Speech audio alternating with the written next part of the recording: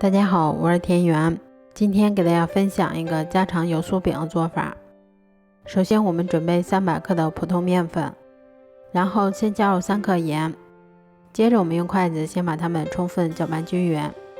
搅匀后，我们再少量多次的加入大约210克的温水，然后用筷子先把它们搅拌成这种面絮状，然后再下手把它揉成像这种偏软一些的光滑面团。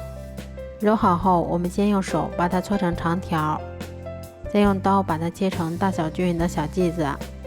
我们取一个小剂子，先给它揉得细腻光滑一些，然后再用手把它轻轻的搓圆。都揉好后，我们在表面先刷上一层食用油，让它常温醒发40分钟左右。接着我们在小碗里面先准备20克的普通面粉，然后先加入3克盐，再加入3克五香粉，最后我们再淋入30克烧好的热油。接着我们用筷子把它们充分搅拌均匀就可以啦。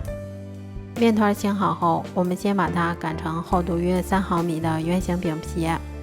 擀好后，我们在表面先刷上一层油酥，接着我们再像这样先给它划上一刀，然后我们再像这样先把它从切口的地方慢慢的卷起来，接着我们再把它按扁成小饼的形状。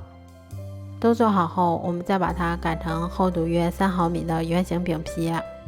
都做好后，先把它放到预热好的电饼铛里面，接着我们在表面先刷上一层食用油，防止水分的流失。